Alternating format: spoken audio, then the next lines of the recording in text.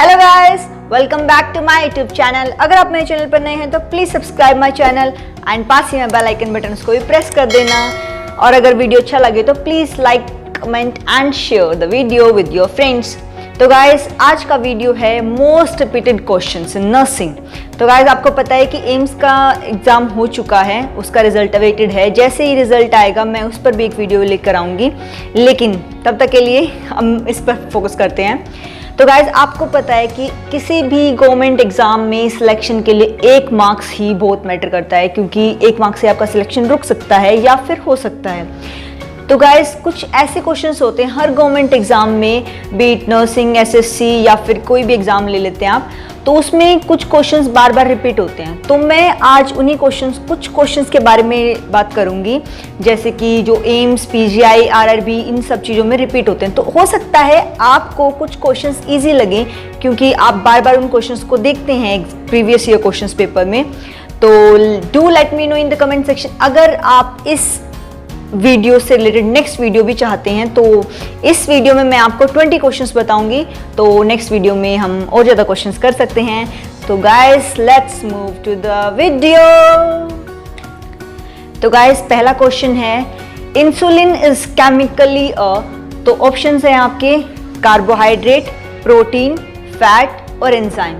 तो गाइस, ये क्वेश्चन काफ़ी बेसिक है और काफ़ी एंट्रेंस एग्जाम्स में आ चुका है। तो गाइस, इसका करेक्ट ऑप्शन है प्रोटीन। इंसुलिन एक प्रोटीन है। गाइस, हम इसको समझते हैं तो इंसुलिन के जो इंसुलिन जो बना हुआ है वो 2 अमाइनो एसिड्स को मिलकर बना हुआ है, जो कि लिंक्ड होते हैं सल्फर एटम से। तो इसको आप करेक्ट ऑप्शन लगाएंगे प्रोटीन। सेकेंड क्वेश्चन की तरफ चलते हैं। सेकेंड क्वेश्चन है एंटीडोट फॉर स्ट्रेप्टोकाइनेज। गाइस, ये क्वेश्चन काफी रिपीटेड होता है, काफी बार आता है कि एंटीडोट आपसे पूछते हैं। तो एंटीडोट ऑफ स्ट्रेप्टोकाइनेज क्या है? तो ऑप्शंस हैं protamine sulphate, amino caproic acid, naloxone और विटामिन के। तो इसका करेक्ट आंसर है अमाइनो कैप्रोइक एसिड। तो गाइस, स्ट्रेप्टोकाइनेज को हम समझते हैं, स्ट्रेप्टोकाइनेज को हम देते हैं क्लोट डायलेशन के लिए। क्लोट को जब हमें हटाना होता है उसके लिए हम प्रेफर करते हैं उसको। तो जो अमाइनो कैप्रोइक एसिड है वो क्या करता है, वो ब्लीडिंग को स्टॉप करता है स्ट्रेप्टोकाइनेज की वजह से, अगर कोई होती है तो इसका करेक्ट आंसर आप मार्क करेंगे अमाइनो कैप्रोइक एसिड। हम नेक्स्ट क्वेश्चन की तरफ चलते हैं। नेक्स्ट क्वेश्चन कहता है, canal of Schlemm is found in. Canal of Schlemm कहाँ पर होता है? तो इसके आपको ऑप्शंस दिए हुए हैं, ओवरी, टेस्टिस, ह्यूमन ईयर और ह्यूमन आई। तो गाइस, कैनाल ऑफ श्लेम एक पार्ट होता है ह्यूमन आई का, तो इसका करेक्ट ऑप्शन होगा ह्यूमन आई। तो नेक्स्ट क्वेश्चन है, BCG vaccine is a type of. BCG vaccine जो कि हम बर्थ के टाइम पर बेबी को लगाते हैं, उसका टाइप पूछा हुआ है दोस्तों। तो उसके ऑप्शंस क्या हैं? Killed vaccine, triple vaccine, live attenuated vaccine और कंबाइंड वैक्सीन। तो इसका करेक्ट ऑप्शन है live attenuated vaccine. BCG vaccine, bacillus Calmette Guerin vaccine, इसका करेक्ट ऑप्शन ये एक लाइव एटेन्यूएटेड वैक्सीन होता है। जो ये नेक्स्ट क्वेश्चन है गाइस, ये बहुत बार रिपीट हुआ है। ये सिचुएशन बेस्ड क्वेश्चन है, क्लिनिकल बेस्ड क्वेश्चन है। इसको एम्स दिल्ली और पीजीआई में भी ये क्वेश्चन आया है। इसमें बोला है, a female patient has a laparoscopic cholecystectomy this morning. She is now complaining of right shoulder pain. The nurse would explain to the patient that symptom is. ये क्वेश्चन बहुत बार पूछा हुआ है दोस्तों। तो फीमेल लेप्रोस्कोपिक कोलेसिस्टेक्टमी हुई है उसकी, तो उसको राइट शोल्डर पेन के लिए वो कंप्लेन कर रही है। तो आप एज ए नर्स क्या सजेस्ट करेंगे उसे? ऑप्शंस बोला हुआ है, common following this operation, unusual and should be reported to the doctor.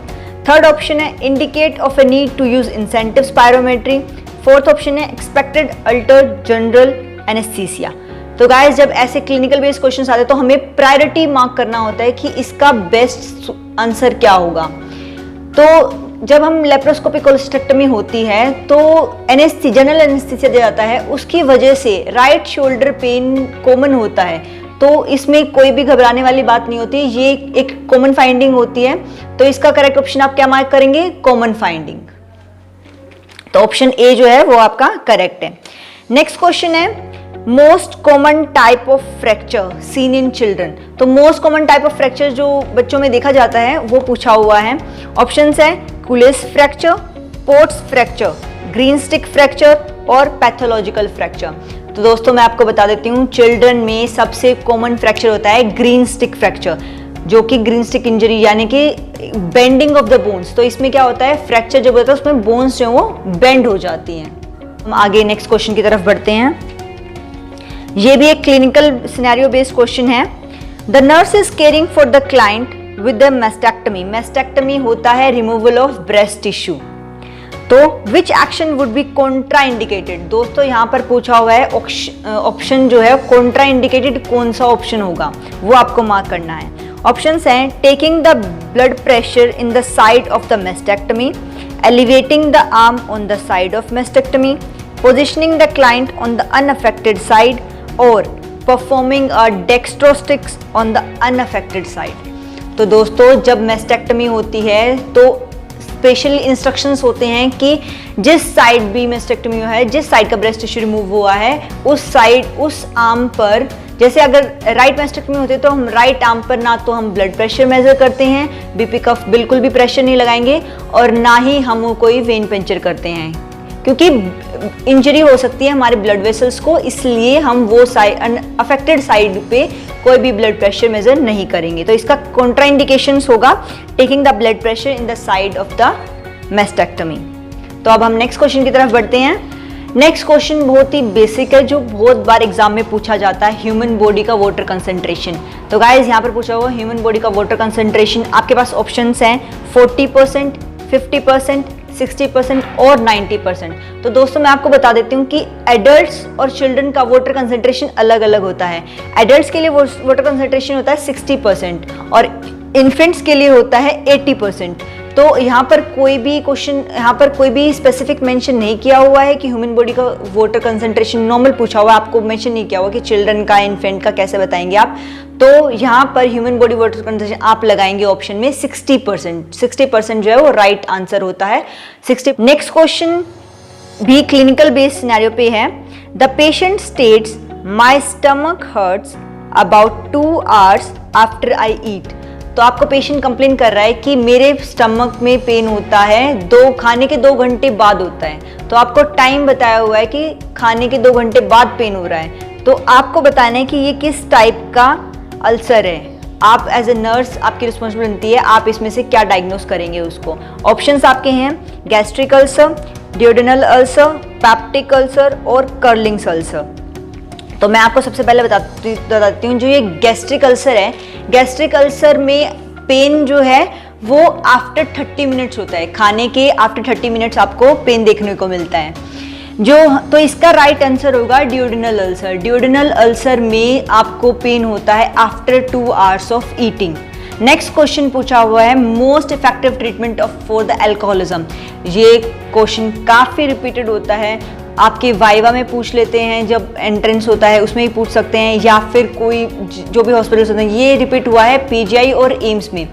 तो ये क्वेश्चन पूछा हुआ है, इसमें ऑप्शंस आपको दिए गए हुए हैं psychotherapy, total abstinence, alcohol anonymous या फिर एवर्जन थेरेपी।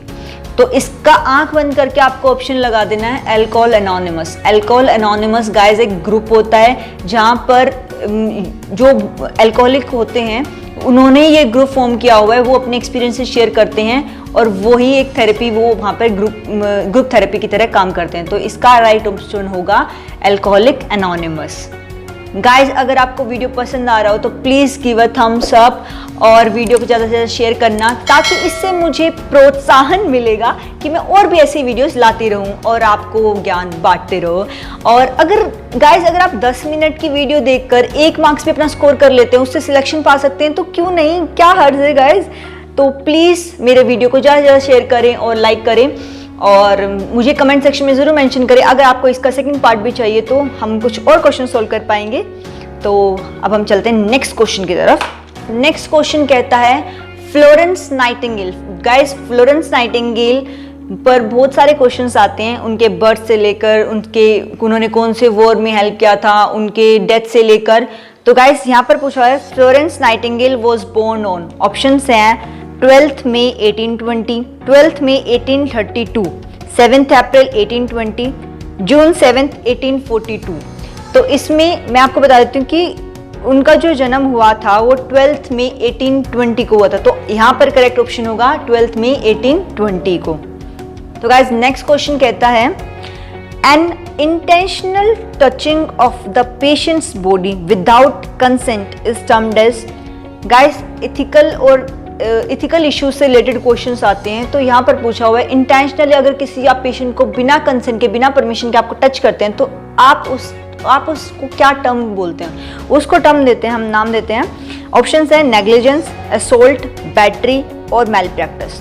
तो मैं आपको बता देती हूँ, अगर कोई भी प्रोसीजर करने से पहले हम कंसेंट लेते हैं। क्यों कंसेंट लेते हैं? ताकि आप एक सेफ साइड रहें, आप पर कोई इल्ज़ाम नहीं आना चाहिए। आप ये हमारे एथिक्स और लीगल इश्यूज़ में कंसर्न होता है, तो इसलिए आप कोई भी प्रोसीजर करते हैं उससे पहले आपको एक वर्बल कंसेंट या फिर इन्फॉर्म्ड कंसेंट लेना होता है। तो इस टर्म को अगर आप इंटेंशनली पेशेंट को टच कर रहे हैं बिना उसके कंसेंट के, हम इसको नाम देते हैं बैटरी। हम concentration of oxygen in expired air. Expired air में क्वेश्चन का ऑक्सीजन का कंसंट्रेशन पूछा हुआ है, तो गाइस एक्सपायर्ड एयर में कंसंट्रेशन होता है 16%। 16% एक्सपायर्ड एयर में होता है। और अगर हम बात करें इंस्पायर्ड एयर की, तो इंस्पायर्ड एयर ऑप्शन होगा 21%। यहाँ पर एक्सपायर्ड एयर पूछा हुआ है तो हम 16% करेक्ट ऑप्शन है। ये क्वेश्चन एम्स दिल्ली में पूछा हुआ है, एम्स दिल्ली में आया था ये क्वेश्चन। तो गाइज आपको ध्यान रखना है कि एक्सपायर्ड एयर पूछा है या इंस्पायर्ड एयर पूछा हुआ है। नेक्स्ट क्वेश्चन बहुत ही कॉमन, बहुत ही सिंपल, आपको बहुत लोगों को ये इजी लग सकता है, लेकिन गाइस इजी है तो इसका मतलब ये नहीं क्वेश्चन नहीं पूछ सकते हैं। तो extra pyramidal side effects are symptom of. Extra pyramidal symptoms जो है वो साइड इफेक्ट्स कौन से ड्रग्स के साइड इफेक्ट्स होते हैं? तो इन्होंने क्लास ऑफ ड्रग्स दिया हुआ है anti Parkinson agents, anti maniacs, antidepressants या फिर एंटी साइकोटिक्स। तो गाइस मैं आपको बताती हूँ EPS जो हम बोलते हैं एक्स्ट्रा पिरामिडल सिम्टम्स, वो साइड इफेक्ट्स होते हैं एंटी साइकोटिक्स ड्रग्स के। एंटी साइकोटिक्स के साइड इफेक्ट्स होते हैं EPS, extra pyramidal side effects. Next question की तरफ बढ़ते हैं गाइस। तो नेक्स्ट क्वेश्चन ECG से एक क्वेश्चन पक्का आता है, या तो आप पिक्चर फॉर्म में पूछ लेते हैं या फिर डायरेक्ट स्टेटमेंट पूछ लेते हैं। तो उन्होंने पूछा हुआ है कि इन ECG toll T wave seen in case of. तो गाइस आपके ऑप्शन है हाइपरनेट्रीमिया, हाइपोकैलीमिया, हाइपरकैलीमिया या फिर MI, मायोकार्डियल इन्फार्क्शन। तो गाइज मैं आपको बता देती हूँ कि जो ये टोल टी वेव आपको दिख रही है वो आपको दिखती है हाइपरकैलीमिया में। आपको टोल टी वेव दिखेगी हाइपरकैलीमिया में। आपको जो MI है मायोकार्डियल इन्फार्क्शन है, वो आपको दिखता है ST सेगमेंट एलिवेशन दिखता है उसमें। और हाइपोकैलीमिया की बात करते हैं तो आपको प्रोमिनेंट U वेव दिखता है, वो आपको दिखेगा हाइपोकैलीमिया में। तो गाइज नेक्स्ट क्वेश्चन भी हमारा क्लिनिकल बेस्ड है। क्लिनिकल बेस्ड क्वेश्चंस काफ़ी पूछे गए थे लास्ट ईयर एम्स में, इस बार तो फिर भी थ्योरी बेस्ड क्वेश्चंस ज़्यादा। इसमें पूछा हुआ है what immediate nursing intervention will you take in case of blood reaction. दोस्तों क्वेश्चन को ध्यान से देखिए, इमीडिएट नर्सिंग इंटरवेंशन पूछा हुआ है। प्रायोरिटी सबसे पहले आप एक्शन क्या करेंगे अगर ब्लड रिएक्शन हो जाता है? तो ब्लड ट्रांसफ्यूजन के टाइम पे हम सबसे पहले जिन चीज़ों का ध्यान रखते हैं, हम ध्यान रखते हैं कि कोई एनाफिलेक्टिक रिएक्शन ना हो जाए, उसके लिए ही इसमें पूछा हुआ है। अगर हो जाता है तो आपका पहला एक्शन क्या होगा? ऑप्शंस आपको दिए हुए हैं, inform the physician, stop the transfusion immediately and monitor vital science, inform blood bank और मॉनिटर वाइटल साइंस। इसमें आपको 4 ऑप्शन दे दिए हैं दोस्तों, लेकिन आपको इसमें प्रायोरिटी सबसे पहला जो एक्शन आप करेंगे जस्ट आपको दिखते ही, तो आप वो पूछा हुआ है, आपको वही मार्क करना है। तो गाइस मैं आपको बता देती हूँ कि अगर कोई भी हमारा प्रोसीजर होता है, अगर हम ब्लड ट्रांसफ्यूजन का प्रोसीजर है, सबसे पहले अगर कोई भी रिएक्शन दिख रहा है तो हम सबसे पहले क्या करेंगे? Stop the blood transfusion. हम उसको स्टॉप कर देते हैं। जो भी हमारा IV लाइन है हम उसको फ्लश करते हैं NS से।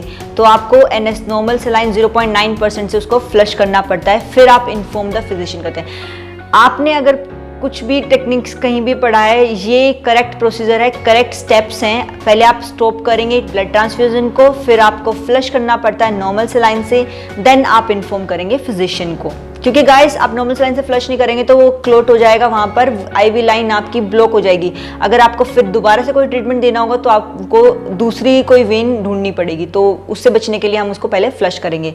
तो इसमें हमारी प्रायोरिटी नर्सिंग इंटरवेंशन की होगी, वो होगी stop the transfusion immediately and monitor vital science. तो ये हो चुका है क्लियर। हम बढ़ते हैं नेक्स्ट क्वेश्चन की तरफ से। नेक्स्ट क्वेश्चन जरूर से जरूर एक क्वेश्चन ड्रग ऑफ चॉइस पे जरूर आता है दोस्तों। तो drug of choice in increase ICP यानी कि इंट्राक्रेनियल प्रेशर, अगर इंट्राक्रेनियल प्रेशर के टाइम पे आप ड्रग ऑफ चॉइस क्या होगा। ऑप्शंस दिए हुए हैं IV mannitol, IV phenytoin, IV diazepam और आईवी नाइट्रोग्लिसरीन। तो इसका ऑप्शन इंक्रीज आईसीपी के केस में आप हमेशा देंगे आईवी मैनिटोल। ये करेक्ट ऑप्शन है, ड्रग ऑफ चॉइस होता है हमारा आईवी मैनिटोल। गाइज अगर आपको अभी तक वीडियो सही लग रहा है, पसंद आ रहा है, तो प्लीज़ ज़्यादा से ज़्यादा लाइक करें और शेयर करें अपने फ्रेंड्स में। आपको एक क्वेश्चन की वजह से ही आपका सिलेक्शन रुक सकता है या फिर आप एक सिलेक्शन पा सकते हैं। तो 10 मिनट की वीडियो में अगर आप सिलेक्शन ले सकते हैं तो गाइस प्लीज़ ज़रूर से ज़रूर वीडियो को देखें और ज़्यादा से ज़्यादा शेयर करें। हम बढ़ते हैं अपने नेक्स्ट क्वेश्चन की तरफ। नेक्स्ट क्वेश्चन कहता है एंटीडोट ऑफ हेपारिन। गाइस ये क्वेश्चन काफ़ी बार रिपीट हुआ है, बहुत से लोगों को आंसर पता होगा। क्वेश्चन देखते ही आपको आंसर याद आ जाता है। एंटीडोट ऑफ हेपारिन क्या होता है, उसमें आपको ऑप्शन दिया हुआ है। आपको ये कंफ्यूज करने के लिए भी कुछ ऑप्शंस अलग से दे दिए जाते हैं। तो दिया हुआ है यहाँ पे ऑप्शन है वॉरफेरिन, सेकेंड ऑप्शन विटामिन के, नैलोक्सोन या फिर प्रोटामिन सल्फेट। तो गाइस देखो यहाँ पे वॉरफेरिन का जो एंटीडोट होता है, वॉरफेरिन का एंटीडोट होता है विटामिन के। तो आपको दोनों ऑप्शन दिए हुए हैं यहाँ पे कंफ्यूजन के लिए। तो वॉरफेरिन का एंटीडोट होता है विटामिन के, लेकिन यहाँ पे हमें पूछा हुआ है हेपारिन का। तो हेपारिन का एंटीडोट होता है प्रोटामिन सल्फेट। ये आप बिल्कुल याद कर लीजिए। और अब मैं चाहती हूँ कि अगर आप ड्रग्स के एंटीडोट को एक तैयारी करते वक्त आपके ड्रग्स के एंटीडोट को एक जगह पर लिख लेते हैं, याद कर लेते हैं, तो वो आपके लिए बेस्ट रहेगा। तो कभी भी आप एग्जाम के आगे से तैयारी करें तो आप एंटीडोट्स को, ड्रग्स के एंटीडोट्स को याद कर लें। अगर आप चाहते हैं कि मैं उस पर भी आपको नोट्स दूं या फिर कोई वीडियो बनाऊं तो please do let me know in the comment section. Next question की तरफ बढ़ते हैं। क्वेश्चन पूछा हुआ है प्रेफरेबली लंबर पंचर एलपी जिसको हम बोलते हैं is done at which of the following site. यहाँ पर साइट पूछा हुआ है, एलपी का साइट पूछा हुआ है। तो गाइस यहाँ पे ऑप्शन दिया हुआ है T1L1, L2, L3, L3L4 या फिर L4 L5। तो बहुत ही क्लोज प्रॉक्सिमिटी है यहाँ पे। आपको आंसर में थोड़ा कंफ्यूजन हो सकता है, लेकिन गाइस यहाँ पर पूछा नहीं हुआ है कि एडल्ट या फिर चाइल्ड, दोनों में अलग अलग होता है गाइस। एडल्ट के लिए हम बात करते हो, एडल्ट के लिए होता है L3 L4 और चाइल्ड की बात करते हो तो L4 L5। तो अगर क्वेश्चन में कुछ भी नहीं पूछा होता कि एलपी एडल्ट का बताना है या फिर चाइल्ड का, तो आप हमेशा प्रेफर करेंगे एडल्ट्स के लिए। तो गाइस करेक्ट ऑप्शन होगा L3 और L4। हम एलपी जो है प्रेफर करते हैं। साइट कौन सी प्रेफर करेंगे हम? L3 और L4। तो गाइस ये हमने क्वेश्चंस कर लिए हैं। लास्ट क्वेश्चन की तरफ हम बढ़ते हैं। द हीट रेगुलेटरी मैकेनिज्म, जो हीट रेगुलेटरी सेंटर होता है बॉडी का, heat regulatory centre is located in. तो ये भी बहुत ही बेसिक क्वेश्चन है। ऑप्शंस हैं medulla oblongata, thalamus, limbic system और हाइपोथैलेमस। तो आप सबको पता ही होगा हाइपोथैलेमस जो है वो हीट रेगुलेटरी सेंटर होता है हमारी बॉडी का, वो भी थर्स्ट मैकेनिज्म को भी वही रेगुलेट करता है।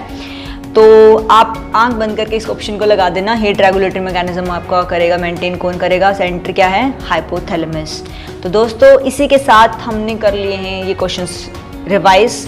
अगर आप चाहते हैं कि ये क्वेश्चंस काफ़ी कुछ और क्वेश्चंस पर मैं एक वीडियो बनाऊं तो please do let me in the comment section. अगर आपको वीडियो पसंद आया तो प्लीज़ ज़्यादा से ज़्यादा लाइक करें और वीडियो को शेयर करें अपने दोस्तों के साथ। और हम मिलेंगे नेक्स्ट संडे को, तब तक के लिए सलाम, नमस्ते।